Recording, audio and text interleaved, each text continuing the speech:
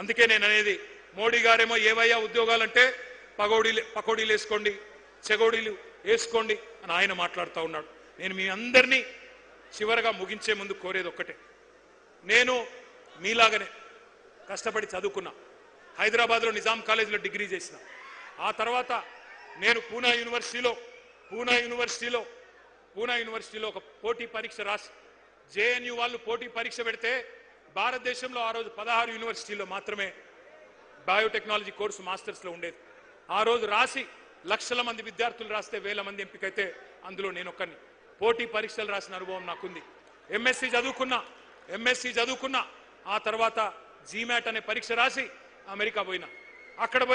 అక్కడ ఎంబీఏ చేసి మళ్ళీ అక్కడ కూడా ఇంటర్వ్యూలకు అపియర్ అయ్యి కష్టపడి ఏ సిఫారసు లేకుండా అమెరికాలో ఉద్యోగాలు సంపాదించుకున్నా.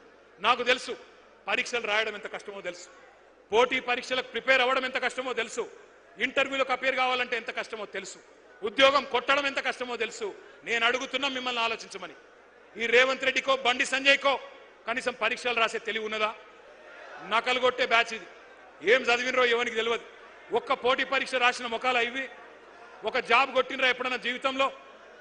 గోడ మీకు సున్నం కొట్టుడు తప్ప జాబ్ కొట్టే మొఖాలు ఇవి. మరి వాళ్ళు మాట్లాడుతున్నారు ఇలా నిరుద్యోగుల గురించి. మీ కష్టం తెలిసింది మాకు, అందుకే మేము అడిగేది, అందుకే మీకు చెప్పేది. మీ బాధ్యత పెద్దది, మా తమ్ముళ్ళు చెల్లెళ్ళది. ఇవాళ కేవలం ఉద్యోగాల గురించి మాత్రమే కాదు మీరు ఆలోచించాల్సింది, నోటిఫికేషన్ల గురించి మాత్రమే కాదు. ఎట్లా ఉన్న రాష్ట్రం ఎట్లా అయిందో ఒక్కసారి ఆలోచించండి. నేను మిమ్మల్ని అందరినీ చెప్పేది ఒకటే, ఇవాళ మీ తండ్రి ఒక రైతన్న, మీ తండ్రి ఒక నేతన్న కావచ్చు, ఒక గీత కార్మికుడు కావచ్చు, ఒక ఆటో డ్రైవర్ కావచ్చు, మీ చెల్లె ఒక ఆశా వర్కర్ కావచ్చు, మీ అక్క ఒక అంగన్వాడీ టీచర్ కావచ్చు.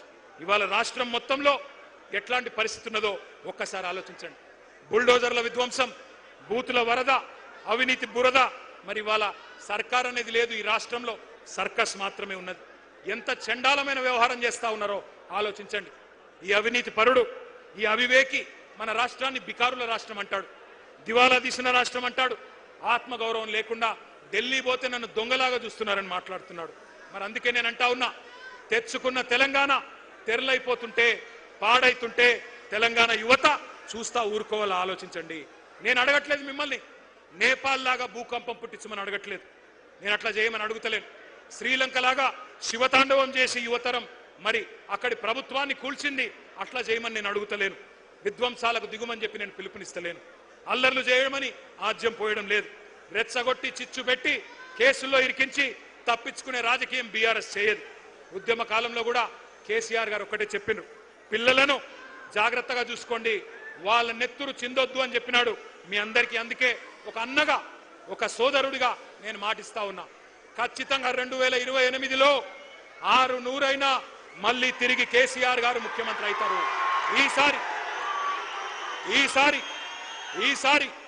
ఈసారి మీ బాధ్యత మీ అన్నగా నేను తీసుకుంటా. గతంలో కొన్ని పొరపాట్లు జరిగినాయి,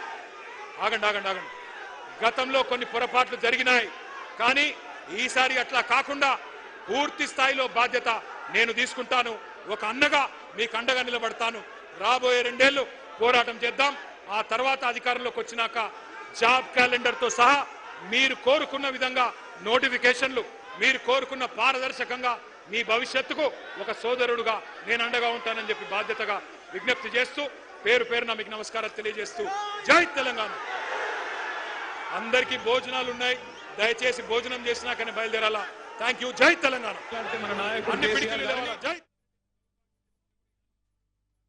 కర్మ. ఈ మధ్యన ఒక దగ్గర ఎక్కడో చూసిన టీవీలో, సోషల్ మీడియాలో, నేను సాంప్రదాయిని, సుప్పిని, శుద్ధ పూసని రేవంత్ రెడ్డి సొక్కం మాటలు చెప్తే కూడా అట్లే అనిపిస్తున్నది. గీన చెప్పాలి మనం ఈనాల ఓటుకు నోటు దొంగ, 50 లక్షల రూపాయలతో అడ్డంగా దొరికిపోయిన దగుల్బాజీ గాడు ఇవాళ అవినీతి గురించి, నీతి గురించి, అశాశ్వతమైన అధికారం గురించి మాట్లాడుతుంటే నాకే గమ్మత్ అనిపిస్తా ఉన్నది. ఇంకా ఎన్ని ఫాల్తూ మాటలు. ఒక్కడు కాదు, కాంగ్రెస్ వాడు ప్రతి ఒక్కడు ఏమంటారు, ఒకడు 60,000 ఉద్యోగాలు ఇచ్చినామంటాడు, ఒకడు 70,000 ఇచ్చినా అంటాడు, ఒకడు 1,00,000 ఉద్యోగాలు అయిపోయినాయి అంటాడు. ఇక నాకు అర్థం కావట్లేదు. నేను ఒకటే అడుగుతా ఉన్నా, రేవంత్ రెడ్డి, కేసీఆర్ గారు ఇచ్చిన ఉద్యోగాలు, కేసీఆర్ ప్రభుత్వం ఇచ్చిన ఉద్యోగాలు అవి నీ ఖాతాలో వేసుకోవడానికి కనీసం సిగ్గనిపిస్తలేదా? క్రెడిట్ చోరీ చేయడానికి కనీసం సిగ్గనిపిస్తలేదా? నేను ఈరోజు ఈ సరూర్ నగర్ వేదికగా ఇన్ని వేల మంది మా తమ్ముళ్ళు చెల్లెల సాక్షిగా సవాల్ చేస్తా ఉన్నారు రేవంత్ రెడ్డి.